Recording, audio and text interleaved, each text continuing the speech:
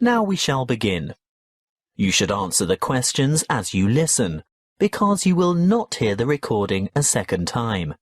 Listen carefully and answer questions 1 to 6. Good morning. Mr. Rich, isn't it? That's right. Raymond Rich of ICT Industries. ICT Industries. Just a moment while I put that on the form. Now, you're looking for new office space, is that right? Yes. Our present lease is due to expire soon, and as the company's expanding anyway, we need to find somewhere to move to. Do you prefer the suburbs, the city, or a commercial zone on the outskirts? Well, currently we're in a very pleasant suburb, but as I said, we've outgrown that building as we've got to move anyway. I think the city centre is where we want to be, right in the heart of things. I see. Anywhere in particular? Yes, somewhere in the vicinity of the main transport centre, because I have a large staff, and car parking in the city is terribly expensive. I think it would be a good idea if we didn't use our cars at all. Exactly what size premises are you looking for? Good question. Something more than the 10,000 square metres we have at present should do it. Shall we say 12,000 square metres? That's probably about right. Yes, I think that would meet our needs. Just how many employees do you have to accommodate? 40 in all, but only 14 will have their own offices. The rest will be in open-plan shared offices. Oh, I forgot to ask. Do any of your employees have extra requirements? Will we need to consider people with disabilities? Yes. Actually, there is one in a wheelchair who'll need suitable access and another who can walk just a few paces. She uses a mobility scooter, so we'd need to make sure all facilities, especially toilet facilities, were suitable and accessible, and we'd also need to be either on the ground floor or to find a secure place by the lifts for Mrs. Jackson to park her scooter. I'll need to keep that in mind when I come up with the property for you to look at. Now, when are you thinking of moving? Well, our current lease expires in August, so we'd like to have the move completed by then, of course. Well, there is a very suitable property that I have in mind here in the city, but the owners want a lease signed by the end of this month, May. Ooh, too early, I'm afraid. I'd be ready to sign up by the end of June, though. Shall we say signed up by the 1st of July and moved by the end of that month? Definitely. Before you hear the rest of the conversation, you have some time to look at questions 7 to 10.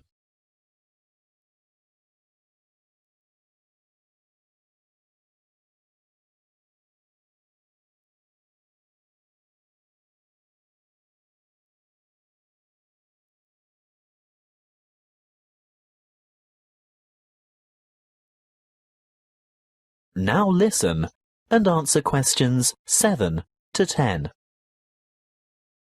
Well, I'll keep your requirements in mind and let you know when something comes up. Wait a minute. There is a vacant office space on the 10th floor of this very building. Would you care to take a look? It has only just become available, but I haven't started marketing it yet because it's in need of a bit of a makeover. The floor area is about the right size. Good. Let's see it then. Well, what do you think? Elevator access is great, and the lobby area is roomy enough for that disability vehicle you were telling me about. Oh, I don't know. There are too many small offices. Would we be able to take out a few of these walls and make bigger work areas? I don't see why not. Most of them are just partitions. Obviously, load-bearing walls can't be touched, but there aren't many of those to worry about. What about kitchen and dining facilities? We like our staff to feel comfortable eating at work. If they go out for lunch, it often leads to extended lunch hours and lost time. Come this way. This is the kitchen. Ooh, It's a bit pokey. We'd need to enlarge it somehow. What's behind the wall here? There's just a storeroom. You could take out that wall and expand into that space. Then what would we do for a storeroom? Ah, well, see that tiny office near the entrance? It has no external windows or natural light. It would make an ideal storeroom. Yes, you're right. The whole place is a bit dilapidated. Obviously in need of that redecoration you were talking about. And I don't just mean a coat of new paint. I think all the light fittings would have to be modernised. Those broken blinds have to be replaced, and this old blue carpet definitely has to go. I agree. That's something we can negotiate with the owner. But overall, do you think it would fit your requirements? Well, you haven't given me any indication of what the lease would cost. But before we get into that, what are the terms of the lease concerning length of tenancy? Well, generally in the city, leases are never less than 3 years. Oh? I mean, we don't mind signing up for that period of time initially, but we don't necessarily want to have to move after that. We've been in our last place for 10 years, you know. Well, the usual agreement is a 3x3x2. That's a contract for 3 years with entitlement to extension for 3 years, and then another 2 years after that. But let me speak to the owner first. And one more thing. We have to consider the time frame. Remember, my current lease is due to expire in August. Well, with reliable contractors, it shouldn't take more than a couple of months to do the necessary refits. That is the end of section 1. You now have half a minute to check your answers.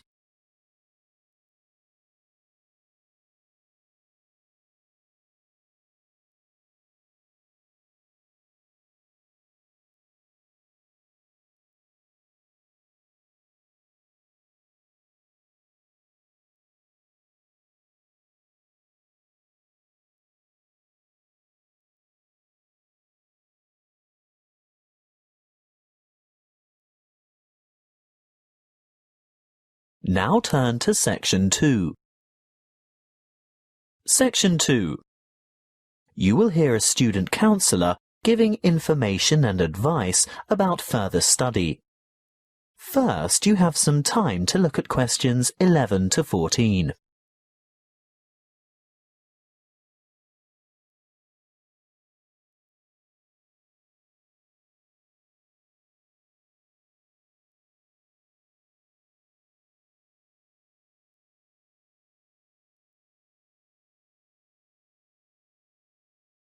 Listen carefully and answer questions 11 to 14. Are you thinking about further study? Well, listen to this before you make a decision. It will help you decide if going on to tertiary study is right for you, and it will help you make good decisions for the right reasons. It includes information about student life, what it will cost, and the different ways you can support yourself. What should you think about first? Well, obviously, you're thinking about tertiary study, and it's one of the biggest decisions you'll make in your life.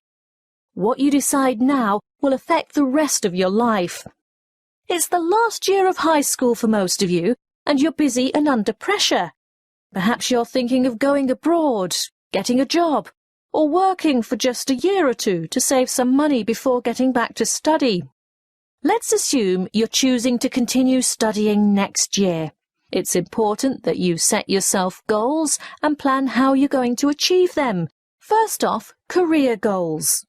What career do you want to pursue, or what is it your parents want you to do? Then, you need to think about employment opportunities at the end of your study. Will your qualification assist you in finding a rewarding job? Thirdly, course selection. Exactly what qualifications will you need? For instance, a degree, a diploma, or something else. Now we're down to study goals. The number of papers you can study at a time and what sort of grades you would like to attain. Before you hear the rest of the talk, you have some time to look at questions 15 to 20.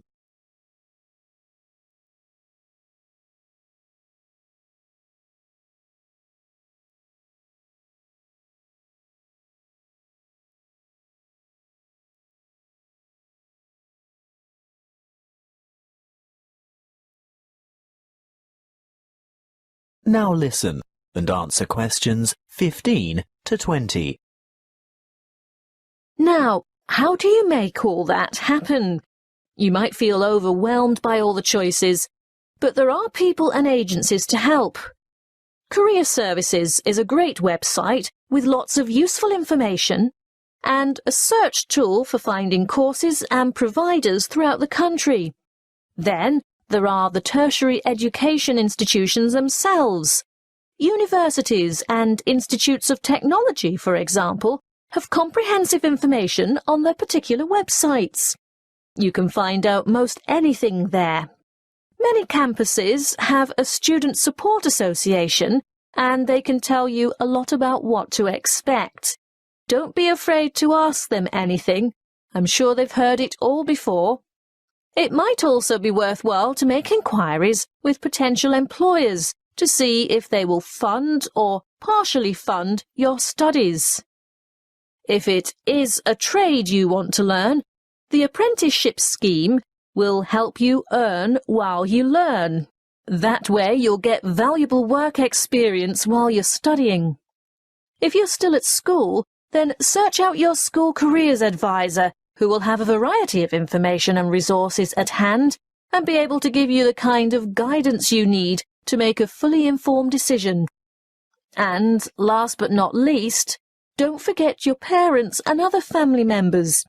They can be of enormous help too. Oh, one last thing that might help you make up your mind. Have you thought of applying for a scholarship? Some embassies, governments and individual institutions offer scholarships to cover part or all of your study fees. Most large libraries have a comprehensive catalogue of the various grants, awards and scholarships that are available.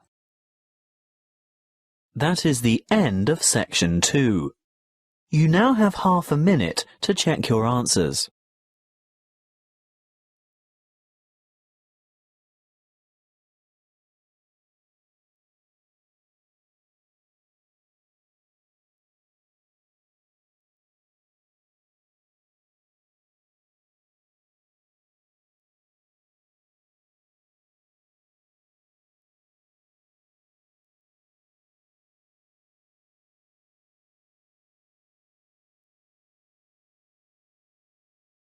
Now turn to section 3.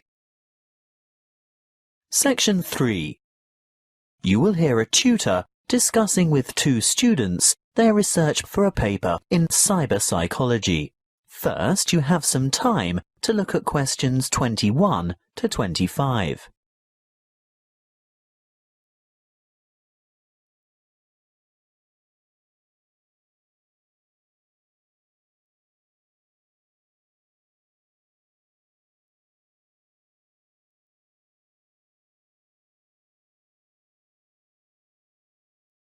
Listen carefully and answer questions 21 to 25. I'm very glad that the 2 of you decided to pursue this research topic, because I think it's not only much needed, but very relevant to current psychological concerns about addiction issues in young people. Now, tell me, how did you get started? Well, we looked around for problems, or perceived problems, that teenagers in general might encounter, and we came up with the extremely popular phenomenon of instant messaging and the implications that the use or overuse of this form of communication might have on teen behaviour. Then we decided to propose the concept of instant messaging addiction. By the way, do you mind if we abbreviate instant messaging to IM in our discussion? Not at all. But before you go any further, tell me something about the demographic sample you used. We chose a random sample of teenagers from Jiangsu province from a typical public middle school, and we considered this group to be representative of teenagers in urban China. We distributed 500 questionnaires and 450 were returned. The sample group was on average aged between 14 and 15 years. Internet addiction, or technological addiction as it's sometimes called, has been studied many times before. What makes your research different? Well, previous studies indicated that internet-dependent students are more likely to use instant communication, but we wanted to find out primarily whether IM addiction actually exists, and if so, what the symptoms are. And secondly, we wanted to know whether IM addiction could be predicted.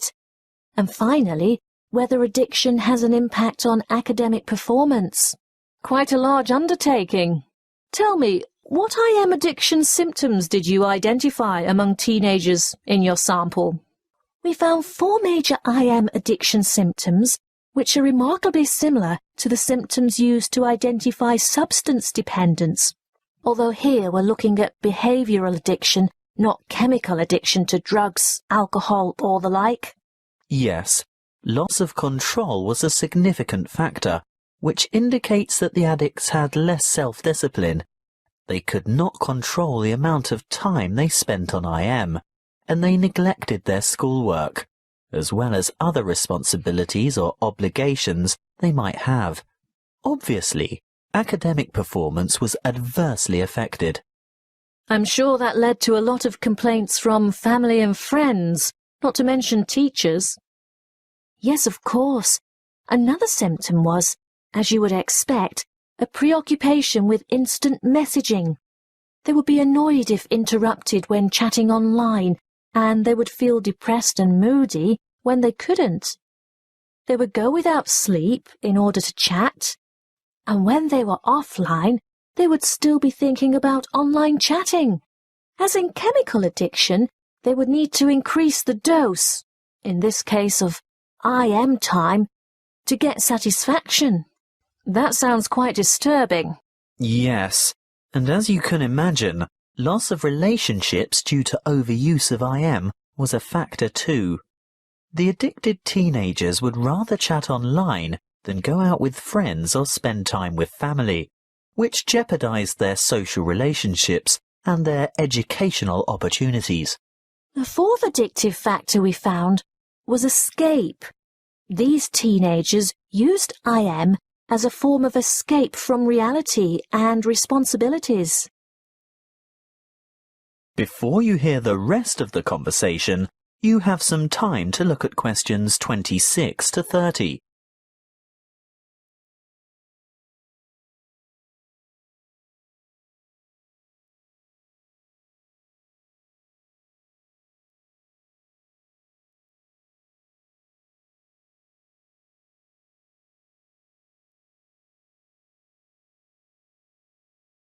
Now listen and answer questions 26 to 30.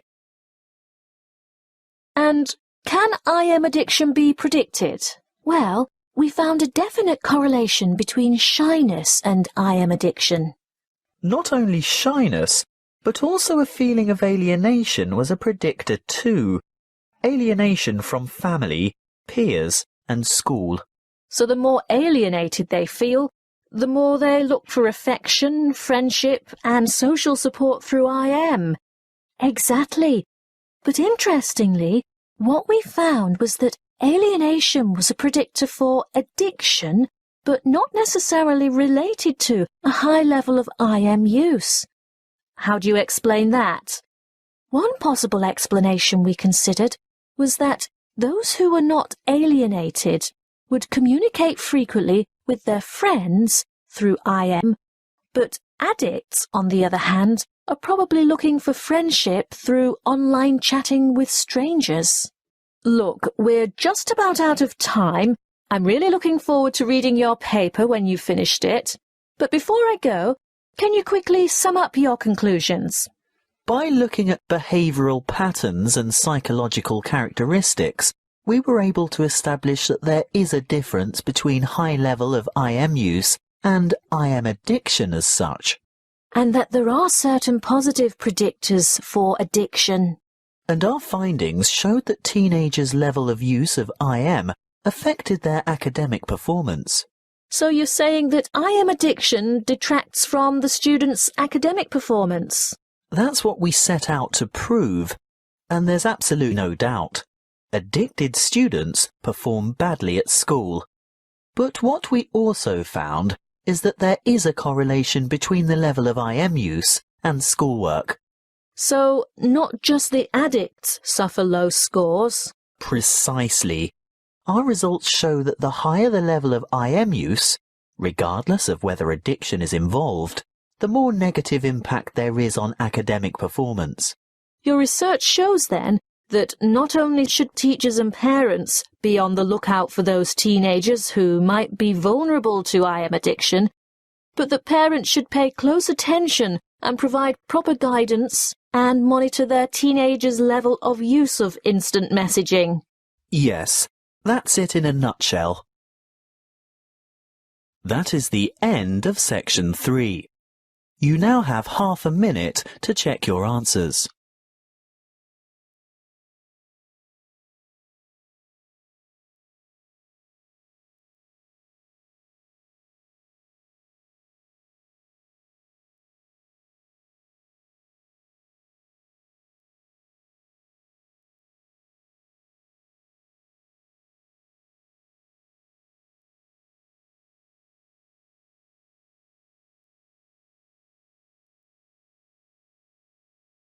Now turn to section 4. Section 4. You will hear a geography lecture on the British Isles. First, you have some time to look at questions 31 to 40.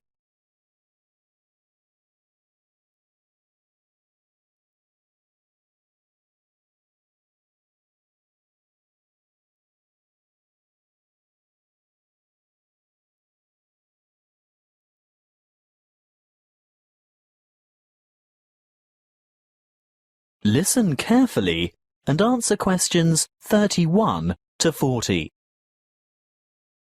Hello, I'm glad so many of you have turned out to hear what I have to say today about the British Isles, that area of the Eastern Atlantic that we Americans find so confusing. I'm afraid just looking at a map or a page in the atlas doesn't necessarily explain the geographic terminology. In referring to the British Isles, a word of apology for those of you of Irish descent, that is, those whose ancestors come from Eire, the Republic of Ireland. No matter how geographically accurate the place names that I use today are, some of you will be understandably upset to be included in anything termed British. I have a very useful image that might help you differentiate between the various labels that distinguish the political and geographic reality of the so-called British Isles. I want to show you a Venn diagram, which is a mathematical illustration that shows all the possible relationships between sets. Look at this Venn diagram, and you will see that the geographical terminology is in bold, while the political terms are in italics. See here the British Isles in bold and the British Islands in italics. The aim of this lecture is to explain the meanings of and relationships among those terms. In geographical terms, you will see that the British Isles is an archipelago made up of the 2 large islands of Great Britain and Ireland, and including many smaller surrounding islands. Of course, you can't tell from the Venn diagram the true comparative size of these islands. You'll need to look at the map for that. But take my word for it, Great Britain is the largest island of the archipelago, followed by Ireland, which in reality, geographically, lies to the west, and there are over 1,000 smaller islands. Now, in political terms, the United Kingdom of Great Britain and Northern Ireland is the constitutional monarchy, which includes the island of Great Britain, some small nearby islands, although not the Isle of Man or the Channel Islands, and the northeastern part of the island of Ireland. Thank goodness it is generally shortened to United Kingdom, the UK, Great Britain, or Britain, or even the abbreviation GB, although none of these are strictly correct, of course. You'd better listen carefully to the next part, because, I warn you, it is very confusing. Ireland is the name of the sovereign republic occupying the larger part of the island of Ireland. But to distinguish it from the name of the island itself, and most importantly from the other part, which belongs to the UK, it is called the Republic of Ireland, or its Irish language name, Eire.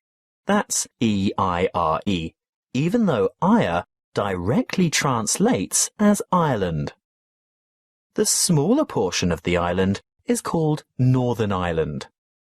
The partition of Ireland took place in 1922, after a great history of struggle that we won't go into here. England, Scotland, Wales and Northern Ireland are legal jurisdictions within the United Kingdom, but Great Britain refers to the countries of England, Wales and Scotland as a unit. The British Islands contain the United Kingdom, the Channel Islands, made up of Guernsey and Jersey, and Isle of Man, which all have the British monarch as head of state. Interestingly, the Isle of Man, although governed as a British Crown dependency, has its own parliament, but relies on the UK for defence and in matters of external relations. So, you've learnt something about the geographical and political confusion surrounding the British Isles. Let's have a look at some of the linguistic confusion. To start with, there isn't an adjective to refer to the United Kingdom, so the term British is generally used. However, that means that citizens of Northern Ireland, although not on the island of Great Britain, still describe themselves as British, because this reflects their political and cultural identity.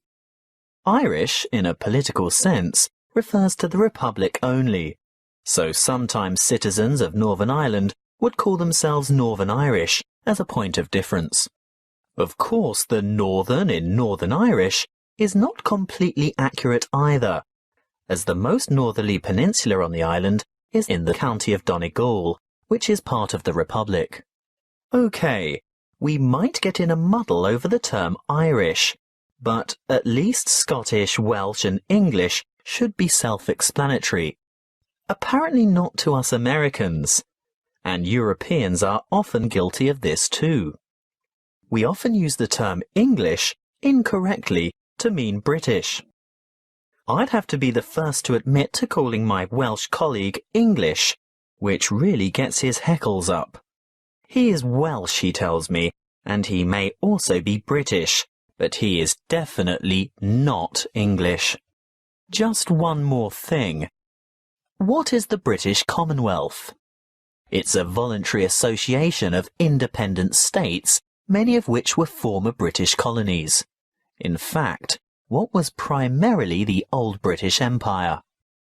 However, it's no longer known as the British Commonwealth, but is now called the Commonwealth of Nations instead, presumably because current members do not want to remember the old colonial ties. That is the end of section 4. You now have half a minute to check your answers.